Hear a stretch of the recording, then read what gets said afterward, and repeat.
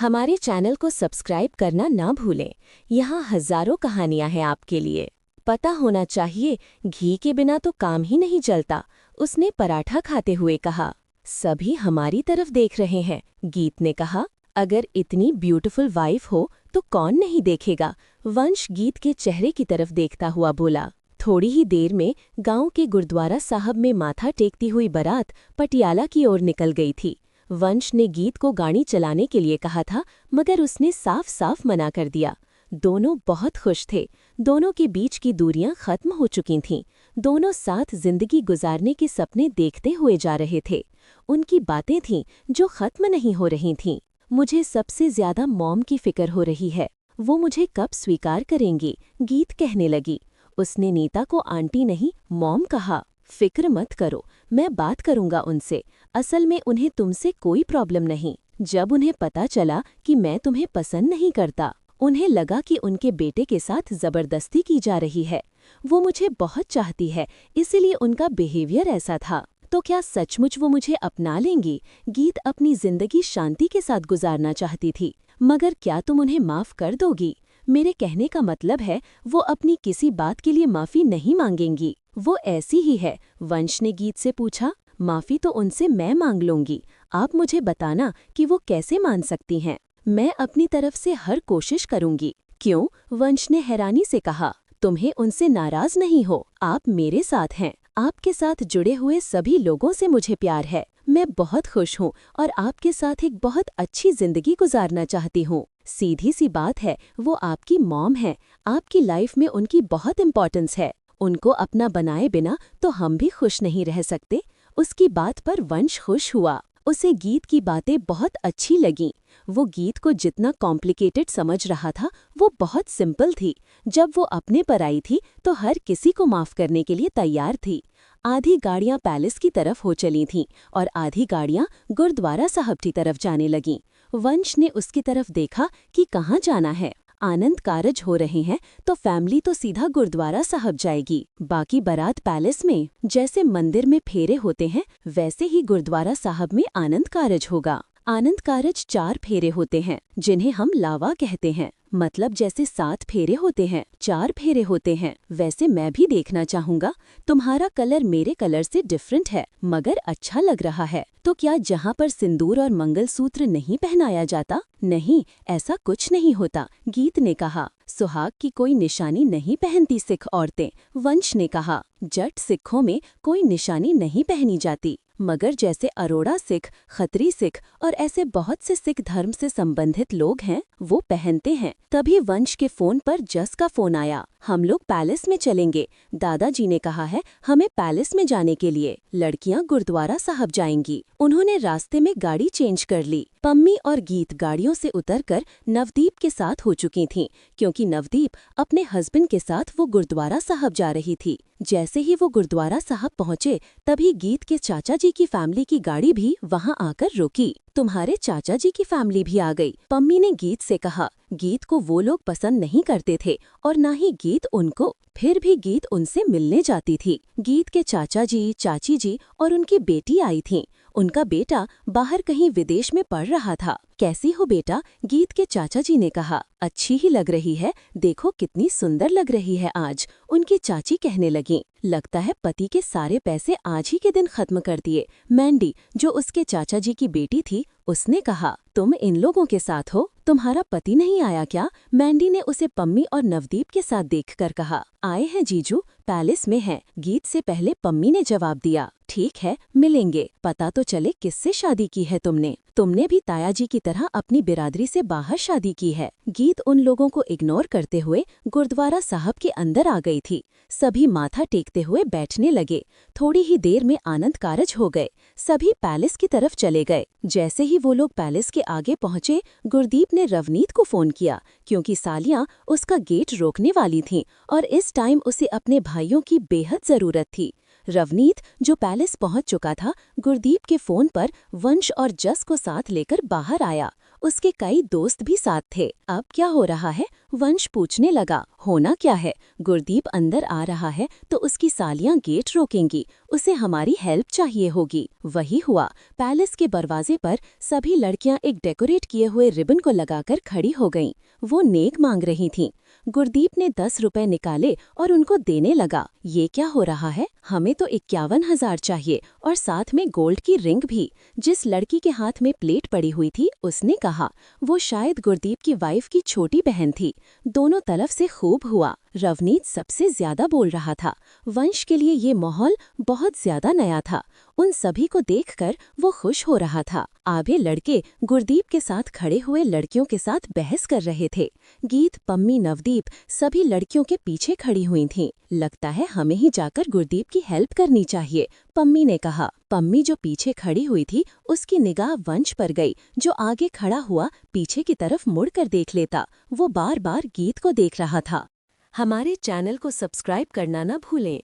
यहाँ हजारों कहानियां हैं आपके लिए। रवनीत सबसे ज्यादा बोल रहा था। वंश के लिए ये माहौल बहुत ज्यादा नया था। उन सभी को देखकर वो खुश हो रहा था। आगे लड़के गुरदीप के साथ खड़े हुए लड़कियों के साथ बहस कर रहे थे। गीत, पम्मी, नवदीप सभी लड़कियां पीछे खड़ी हुई थीं। लगता है हमें ही जाकर गुरदीप की हेल्प करनी चाहिए, पम्मी ने कहा। पम्मी जो पीछे खड़ी हुई थी उसकी निगाह वंश पर गई, जो आगे खड़ा हुआ पीछे की तरफ मुड़कर देख लेता। वो बार बार गीत को देख रहा था। गीत, तुम्हें आगे जाना चाहिए, पम्मी ने धीरे से उसे कहा। हम सभी चलते हैं, मैं अकेली क्या करूंगी, गीत ने कहा। हम सभी क्या करेंगे? वंश, जीजू तुम्हें ही ढूंढ रहे हैं, उसने गीत को छेड़ा। गीत ने उसकी तरफ आंखें निकालकर देखा। जहां तो चुप हो जाओ। दोनों बहनें धीरे धीरे हंस रही थीं। मैंडी जो खुद सभी लड़कियों के बीच खड़ी थी, उसकी निगाह भी वंश पर गई थी। जहां का तो नहीं लगता। कौन है ये, और वो बार बार मेरी तरफ ही देख रहा है। मैंडी को लगा कि वंश उसे देख रहा है, जबकि उसके पास गीत खड़ी थी। वंश उसके साथ खड़ी गीत को देख रहा था। माम, ये कौन है? मैंडी ने अपने साथ खड़ी माँ से पूछा। उसे लगा कोई ऐसा रिश्तेदार होगा जिसे वो नहीं जानती होगी। किसके बारे में पूछ रही हो? उसकी मॉम ने कहा। वही जो ब्लैक सूट में वो बहुत हैंडसम लड़का खड़ा है। कोई रवनीत का दोस्त हो सकता है। उसी के दोस्त आते हैं अक्सर सभी की शादियों में। मुझे ऐसा लगता है मैंने इसे कहीं देखा है, उसने अपनी माँ से कहा। तभी उसने पास ही खड़ी हुई नवदीप से पूछा, क्योंकि उसकी नज़र में वो रवनीत का कोई दोस्त था और नवदीप को उसका नाम पता ही होगा। जो ब्लैक सूट में है वो कौन है? तुम्हें उसका नाम पता है? नवदीप ने इधर उधर देखा। तेगवंश राणा, नवदीप ने मुस्कुराकर कहा और वो वापस अपनी बातों में लग गई। उसने इंस्टाग्राम पर उसका नाम सर्च करने लगी। इंस्टाग्राम पर वंश का अकाउंट निकल आया था। ये तो बाइक रेसर तेगवंश है। क्या हुआ, तुम इतनी खुश क्यों हो रही हो? उसकी मॉम ने पूछा। सामने ब्लैक सूट में लड़का खड़ा है, वो बाइक रेसर तेगवंश राणा है। उसकी माँ को उसकी बातों में कोई इंटरेस्ट नहीं आया था, मगर फिर भी मैंडी बता रही। मैं भी कहूँ, मैंने इसे कहाँ देखा है? मैंने मैगजीन में देखा था इसे। वो वंश से मिलने के लिए आगे जाने लगी। तब तक लड़कियों जो वो मांग रही थीं, वो पैसे और गोल्ड की रिंग उन्हें मिल चुकी थी और उन्होंने बारात को अंदर जाने दिया। वंश, रवनीत और जस के साथ आगे बढ़ गया। मैंडी को भी कोई फ्रेंड मिल गई और वो भी वहीं रुक गई। शादी का प्रोग्राम बाहर लॉन में था और खाने पीने का सामान अंदर हॉल में लगा हुआ था। सभी अंदर की तरफ चले गए। वंश, रवनीत और उसके दोस्तों के साथ बिजी हो गया। गीत को अपनी सहेलियां मिल चुकी थीं, वो उनके साथ बिजी हो गई। अंदर से वो स्नैक्स और कॉफी वगैरह पीने के बाद सभी बाहर आकर बैठने लगे। वंश को बैठा देखकर मैंडी भी वहीं आ गई। मैं आपकी बहुत बड़ी फैन हूँ, मैंडी ने वंश पास आकर कहा। वंश ने आसपास देखा। मैं आप ही से बात कर रही हूँ, मैंडी ने कहा। रवनीत ने मैंडी की तरफ देखा। वो हैरान था उसकी बात पर। वैसे आप कब से सेलिब्रिटी बन गए और जो आपके फैन है? रवनीत ने मजाक किया। कहीं आपकी कोई पंजाबी एल्बम तो नहीं आई? हमारे यहाँ इतने पंजाबी सिंगर हैं, हर घर में एक सिंगर मिल जाएगा। रवनीत अभी भी मजाक के मूड में था। मैंडी उस पर गुस्सा होने लगी। ये इतने बड़े रेसर रहे हैं, वैसे तुम्हें रेसिंग का क्या पता? तुम तो गवार हो, गवार ही रहोगे, मैंडी ने रवनीत से कहा। अब मैंने रेसिंग छोड़ दी है, डैड को पसंद नहीं था, इसीलिए अब मैं रेसिंग नहीं करता। सचमुच आप एक बाइक रेसर हैं? मुझे तो पता ही नहीं था, रवनीत ने हैरान होकर कहा। मैंडी भी वहाँ चेयर लेकर उनके पास बैठ चुकी थी। रेसिंग की बात सुनकर सभी को इंटरेस्ट हुआ। अब वंश के पास काफी लड़के और लड़कियां बैठ चुके थे। क्या कहा, आप बाइक रेसिंग करते हैं? जस ने कहा। अचानक फीलिंग आने लगी, उसके बास का बेटा भी तो रेसिंग करता है। उसकी सिक्स सेंस कह रही थी, हो ना हो ये उसके बास का बेटा है। जब मैं यूनिवर्सिटी में पढ़ता था तब रेसिंग में हिस्सा लेता था, मगर यूनिवर्सिटी के साथ रेसिंग भी छूट गई। अब डैड को पसंद नहीं, इसीलिए अब नहीं करता। वैसे आपको रेसिंग करनी चाहिए। मैंडी जो अपनी चेयर बिल्कुल वंश के नजदीक कर चुकी। ठीक है, मैं कोशिश करूंगा, वंश ने उसकी बात पर कहा। आपका पूरा नाम क्या है? जस ने कहा। आपको नहीं पता? वंश के बोलने से पहले मैंडी ने कहा। तेग वंश राणा फेमस रेसर है। अब जस को स्ट्रेस हो गया था। तो क्या रात आप ही की वजह से मुझे आपकी आज की छुट्टी मिली? उसकी बात पर वंश मुस्कुराया। किसी बात का स्ट्रेस मत लो। अचानक मैंडी की मॉम भी उसे ढूंढती हुई आ गई थी। मैंडी, आ जाओ, तुम जहाँ क्या कर रही हो? मॉम, आती हूँ मैं। मैंने आपसे कहा था ना, ये बहुत फेमस रेसर हैं। मैंडी अपनी मॉम को वंश के बारे में बताने लगी। तभी गीत की नजर दूर से वंश पर जाती है, जो लड़की और लड़कियों से घिरा हुआ बैठा था। मैंडी को वंश के पास बैठना गीत को बहुत गुस्सा दिला गया। मेहरा हाउस, दोपहर का समय। वेदिका की आंखों में चमक के साथ चिंता भी झलकने लगी। उसने हल्के से वेद का नाम अपने मन में दोहराया। ये दोनों लड़कियां उसकी जिंदगी में बहुत महत्वपूर्ण स्थान रखती होंगी। बहुत नसीब वाला है तुम्हारा बेटा, पंडित जी ने वेदिका की ओर देखकर कहा। फिक्र मत किया करो बड़ी बहू, उन्होंने आगे कहा। वो तो इस घर की भी किस्मत बनकर आया है। उसके आने के बाद से इस घर का भाग्य ही बदल गया है, और तुम्हारा भी। वेदिका की आंखों में यादों का झरोखा खुलता है। ये बात तो सच है पंडित जी, वेदिका ने धीमी आवाज में कहा। मेरा नसीब तो उसी दिन से चमका था जब वेद मेरी कोख में आया था। बलवंत मेहरा, जो एक समय गुस्से का पुतला हुआ करता था, जिनकी जिंदगी में रिश्तों का कोई मोल नहीं था, वो वेद के आने के बाद बदल गए थे। पहले क्या थे ये पूरे परिवार ने देखा है। उनकी जिंदगी में कई औरतें थीं। वेदिका से उनका विवाह एक समझौता था, एक मजबूरी थी। मगर जब वेद आने वाला था तभी बलवंत का चेहरा बदलने लगा था। आज जो वेदिका को देखकर मुस्कुराता है, हाथ थामता है, वो कभी ऐसा नहीं था। वर्तमान में वापसी, तो क्या वो 2 शादियां करेगा? मौली और रूपा, जो थोड़ी देर पहले ही दोबारा हॉल में आई थीं, अचानक पूछ बैठीं, मगर 2 लड़कियों के साथ कैसे रहेगा? रूपा ने बात बढ़ाई। मैंने कब कहा कि वो 2 शादियां करेगा? पंडित जी ने मुस्कुराते हुए उनकी ओर देखा। आपने कहा 2 लड़कियां उसकी जिंदगी में महत्वपूर्ण होंगी। हाँ, पंडित जी बोले, जब उसके जीवन पर खतरा आएगा तो ये 2 लड़कियां ही होंगी जो उसे बचाएंगी। अब पंडित जी और कुछ नहीं कहना चाहते थे। उनकी आंखों में एक चुप्पी थी जो कुछ छिपा रही थी। बड़ी बहू रानी, उसका फिक्र करो, लेकिन इतना भी नहीं कि खुद बीमार हो जाओ, पंडित जी ने वेदिका को देखकर कहा। अब मैं चलता हूँ। वो उठे और वहाँ से चले गए। हॉल में खामोशी। अब ये 2 लड़कियों वाली क्या बात थी? रूपा फिर बोली, ऐसा भी तो हो सकता है कि उसकी बीवी और गर्लफ्रेंड हो। आजकल तो ऐसा भी चलन है। मौली ने उसका साथ दिया। वेदिका ने दोनों की ओर देखा, लेकिन कुछ नहीं कहा। वो जानती थी इन बातों का जवाब देने से सिर्फ उसकी बेचैनी बढ़ेगी। देखो दीदी, हम आपका दिल दुखाने के लिए नहीं कह रहे, बस पंडित जी की बात कर रहे हैं। जो होगा देखा जाएगा। वेदिका ने बात खत्म की। मॉल, शाम का समय। तीनों जेठानी देवरानी मॉल से जल्दी लौट आई थीं, क्योंकि पंडित जी आने वाले थे। अपनी ड्रेस तो वे ट्राई कर चुकी थीं, मगर चारों लड़के अब भी वहीं थे। बस और कितना टाइम लगेगा भाई? वेद बोर होकर बोला। उसने तो अपनी ड्रेस के लिए कपड़ा सिर्फ 10 मिनट में सिलेक्ट कर लिया था। बस 10 मिनट और, दीपक ने कहा। वेद बुटीक के गेट पर आ गया था। तभी उसकी नजर एक छोटी सी बच्ची पर पड़ी। उसके हाथ में आइसक्रीम थी और वो मॉल की लॉबी में इधर उधर घूम रही थी। वेद मुस्कुराया और उसके पास गया। हेलो ब्यूटीफुल, क्या कर रही हो? लड़की ने उसकी ओर देखा, फिर चेहरा घुमा लिया। मैं आपसे बात कर रहा हूँ। वेद उसके सामने घुटनों पर बैठ गया। मॉम ने कहा है अजनबियों से बात नहीं करनी। बच्ची ने गंभीरता से कहा, तो हम फ्रेंडशिप कर लेते हैं, फिर मैं अजनबी नहीं रहूंगा। वेद ने मुस्कुराते हुए कहा, फ्रेंडशिप आपके साथ? बच्ची ने आंखें बड़ी की और फिर सोचना शुरू कर दिया। पहले आइसक्रीम खा लूं, फिर बताती हूँ। अभी दिमाग बहुत गर्म है। क्या? वेद हंसते हुए बोला, आपका दिमाग गर्म कैसे हो गया? मत पूछो, जब मामी शॉपिंग करती हैं तो दिमाग गर्म हो ही जाता है। कब से अंदर गई हैं तो उन्होंने आइसक्रीम देकर बहला दिया। वेद ने मुस्कुरा कर कहा, ऐसा ही समझ लीजिए। अब आइसक्रीम भी खत्म हो गई तो दोस्ती, हाथ कहाँ साफ करूं? बच्ची ने अचानक पूछा। ये भी मेरी टेंशन है, वेद ने हंसकर कहा। आप मुझसे दोस्ती करना चाहते हो इसलिए पूछ लिया, वरना तो चुपचाप मामी के दुपट्टे से साफ कर लेती। वह दुकान के अंदर चली गई और वेद मुस्कुराता रह गया।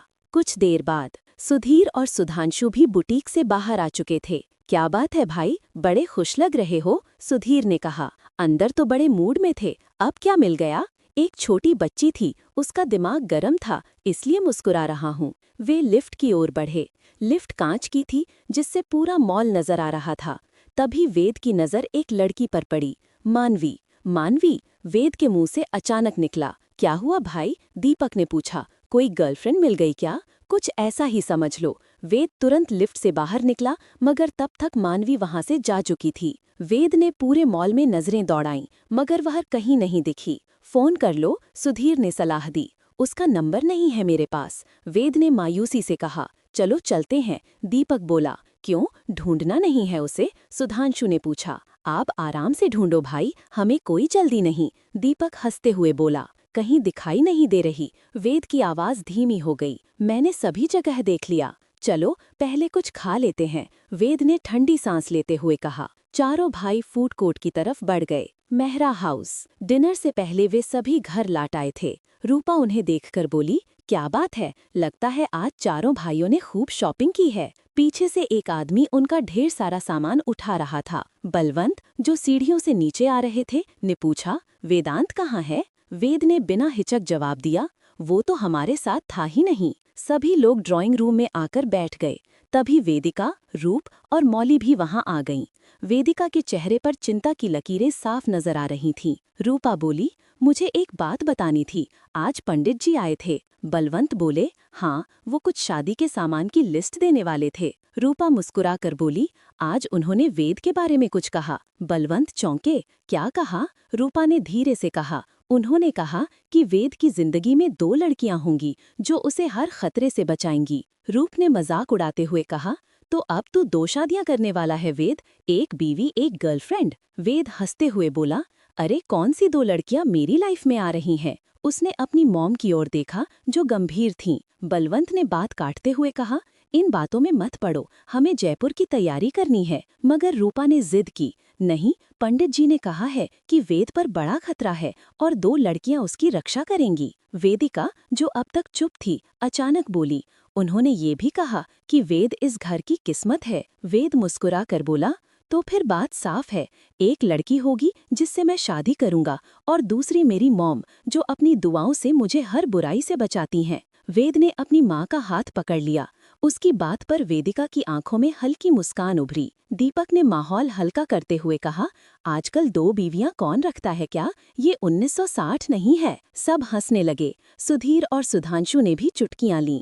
माहौल कुछ हल्का हो गया था, लेकिन वेदिका अब भी सोचों में डूबी थी। डिनर के बाद वेद अपने मॉम डैड के कमरे में गया। वेदिका ने दरवाजा खोले बिना कहा, खुला है, आ जाओ वेद। वेद मुस्कुराते हुए अंदर गया। बलवंत बोले, आज अच्छा लगा तुम्हें भाइयों के साथ देखकर, हमेशा अपनों के साथ रहो बेटा। वेद धीरे से माँ के पास बैठ गया। मॉम, आप क्यों परेशान हैं? मुझे सब बता दो। वेदिका ने गंभीर होकर कहा, पंडित जी ने कहा है कि तुम्हारी शादी 5 साल पहले ही हो चुकी है। वेद चौंका। क्या क्या? वेदिका ने सिर हिलाया। बहुत बड़ा खतरा है तुम पर 2 लड़कियां होंगी जो तुम्हें बचाएंगी। वेद सोच में पड़ गया। Shortcut flashback. वेद और मानवी की पहली झलक। वो दिन कुछ अलग ही था। वेद ने बस स्टैंड के पास मानवी को देखा था। साधारण सी लड़की, मगर आंखों में एक गहराई थी, जैसे कुछ कहती हो मगर कह न पा रही हो। वेद का दोस्त बोला, वो देख, वही है मानवी जो अपने मामा मामी के साथ रहती है।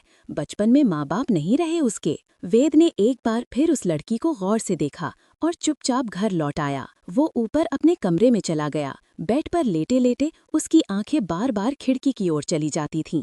तभी अचानक बगल वाले घर से किसी के जोर जोर से बोलने की आवाज आई, गुस्से और कड़वाहट से भरी आवाज। वेद तुरंत बालकनी में आया और झांक कर देखा। वो मानवी की मामी थी। वो मानवी पर चिल्ला रही थी और हाथ भी उठाया, तुझे एक काम ढंग से नहीं आता, सारे के सारे कांच के गिलास तोड़ दिए। कौन देगा इसके पैसे? तेरी मरी हुई माँ मुफ्त की रोटियां तोड़ती है, ऊपर से अकड़ भी दिखाती है। वेद सन्न था। उसने देखा मानवी चुपचाप रो रही थी, लेकिन एक शब्द नहीं बोली। उसकी मामी गुस्से से पैर पटकती हुई अंदर चली गई। मानवी चुपचाप झुकी और कांच के टुकड़े समेटने लगी। उसी दौरान एक टुकड़ा उसके हाथ में चुभ गया। वो जल्दी से उठी और बाहर लगी पानी की टोंटी के नीचे हाथ धोने लगी। उसका चेहरा आंसुओं से भीगा था, मगर वो अब भी चुप थी। एक शब्द भी नहीं, कोई शिकवा नहीं। वेद की नजरें ठहर गईं। फ्लैशबैक खत्म। चलो चलते हैं। बादलों का सेहत के साथ क्या संबंध है? रीता, मानवी की सहेली, उत्साहित होकर बोली, क्या शॉपिंग की है आज? दिखाना कुछ। मानवी मुस्कुरा दी, ज्यादा कुछ नहीं, बस तुम्हारे साथ टाइम अच्छा बीता। दोस्ती। पाठकों के लिए विशेष संदेश।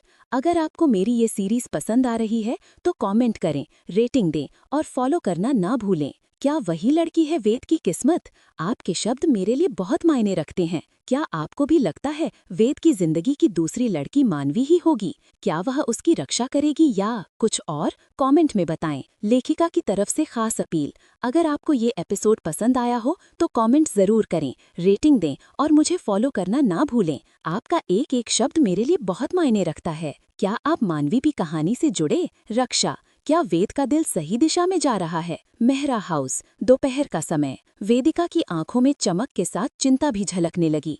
उसने हल्के से वेद का नाम अपने मन में दोहराया। ये दोनों लड़कियां उसकी जिंदगी में बहुत महत्वपूर्ण स्थान रखती होंगी। बहुत नसीब वाला है तुम्हारा बेटा, पंडित जी ने वेदिका की ओर देखकर कहा। फिक्र मत किया करो बड़ी बहू, उन्होंने आगे कहा, वह तो इस घर की भी किस्मत बनकर आया है। उसके आने के बाद से इस घर का भाग्य ही बदल गया है, और तुम्हारा भी। वेदिका की आंखों में यादों का झरोखा खुलता है। ये बात तो सच है पंडित जी, वेदिका ने धीमी आवाज में कहा। मेरा नसीब तो उसी दिन से चमका था जब वेद मेरी कोख में आया था। बलवंत मेहरा, जो एक समय गुस्से का पुतला हुआ करता था, जिनकी जिंदगी में रिश्तों का कोई मोल नहीं था, वो वेद के आने के बाद बदल गए थे। पहले क्या थे ये पूरे परिवार ने देखा है। उनकी जिंदगी में कई औरतें थीं। वेदिका से उनका विवाह एक समझौता था, एक मजबूरी थी, मगर जब वेद आने वाला था तभी बलवंत का चेहरा बदलने लगा था। आज जो वेदिका को देखकर मुस्कुराता है, हाथ थामता है, वो कभी ऐसा नहीं था। यादों का झरोखा खुलता है।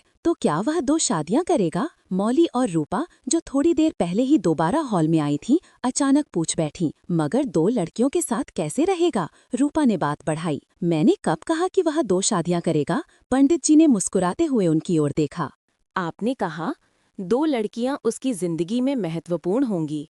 हाँ, पंडित जी बोले, जब उसके जीवन पर खतरा आएगा तो ये 2 लड़कियां ही होंगी जो उसे बचाएंगी। अब पंडित जी और कुछ नहीं कहना चाहते थे। उनकी आंखों में एक चुप्पी थी जो कुछ छिपा रही थी। बड़ी बहू रानी, उसका फिक्र करो, लेकिन इतना भी नहीं कि खुद बीमार हो जाओ, पंडित जी ने वेदिका को देखकर कहा। अब मैं चलता हूँ। वो उठे और वहां से चले गए। हॉल में खामोशी। अब ये 2 लड़कियों वाली क्या बात थी? रूपा फिर बोली, ऐसा भी तो हो सकता है कि उसकी बीवी और गर्लफ्रेंड हो। आजकल तो ऐसा भी चलन है। मौली ने उसका साथ दिया। वेदिका ने दोनों की ओर देखा, लेकिन कुछ नहीं कहा। वो जानती थी इन बातों का जवाब देने से सिर्फ उसकी बेचैनी बढ़ेगी।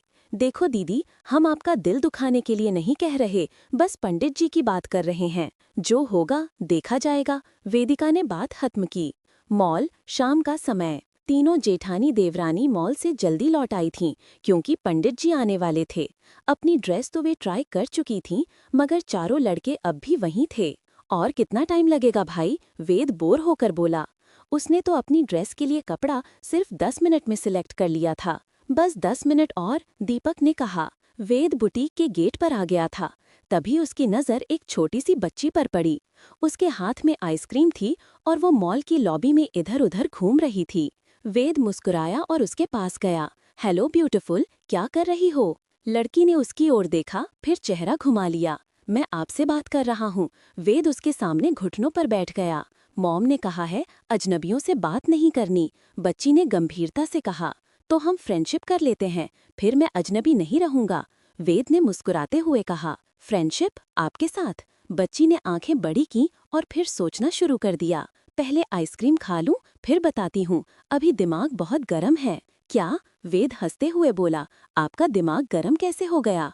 मत पूछो, जब मामी शॉपिंग करती हैं तो दिमाग गर्म हो ही जाता है। कब से अंदर गई हैं? तो उन्होंने आइसक्रीम देकर बहला दिया। वेद ने मुस्कुराकर कहा, ऐसा ही समझ लीजिए। अब आइसक्रीम भी खत्म हो गई तो दोस्ती? हाथ कहाँ साफ करूं? बच्ची ने अचानक पूछा। ये भी मेरी टेंशन है, वेद हंसकर बोला।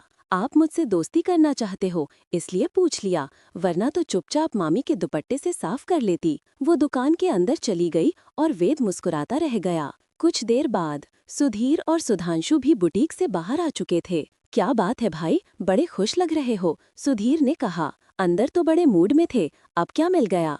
एक छोटी बच्ची थी, उसका दिमाग गर्म था इसलिए मुस्कुरा रहा हूँ। वे लिफ्ट की ओर बढ़े।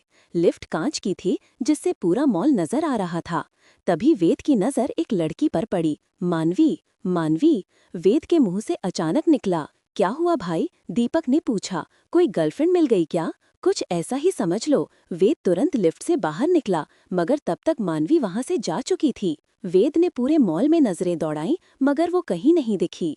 फोन कर लो, सुधीर ने सलाह दी। उसका नंबर नहीं है मेरे पास, वेद ने मायूसी से कहा। चलो चलते हैं, दीपक बोला। क्यों, ढूंढना नहीं है उसे? सुधांशु ने पूछा। आप आराम से ढूंढो भाई, हमें कोई जल्दी नहीं, दीपक हंसते हुए बोला। कहीं दिखाई नहीं दे रही। वेद की आवाज धीमी हो गई। मैंने सभी जगह देख लिया, चलो पहले कुछ खा लेते हैं, वेद ने ठंडी सांस लेते हुए कहा। चारों भाई फूड कोर्ट की तरफ बढ़ गए। मेहरा हाउस। डिनर से पहले वे सभी घर लौट आए थे।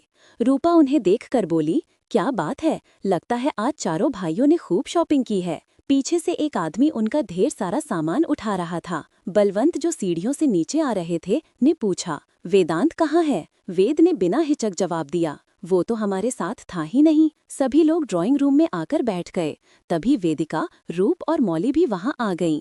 वेदिका के चेहरे पर चिंता की लकीरें साफ नजर आ रही थीं। दादी रूपा बोली, मुझे एक बात बतानी थी, आज पंडित जी आए थे। बलवंत बोले, हाँ, वो कुछ शादी के सामान की लिस्ट देने वाले थे। रूपा मुस्कुराकर बोली, आज उन्होंने वेद के बारे में कुछ कहा। बलवंत चौंके, क्या कहा? रूपा ने धीरे से कहा, उन्होंने कहा कि वेद की जिंदगी में 2 लड़कियां होंगी जो उसे हर खतरे से बचाएंगी। रूप ने मजाक उड़ाते हुए कहा, तो अब तो 2 शादियां करने वाला है वेद, एक बीवी एक गर्लफ्रेंड। वेद हंसते हुए बोला, अरे कौन सी 2 लड़कियां मेरी लाइफ में आ रही हैं?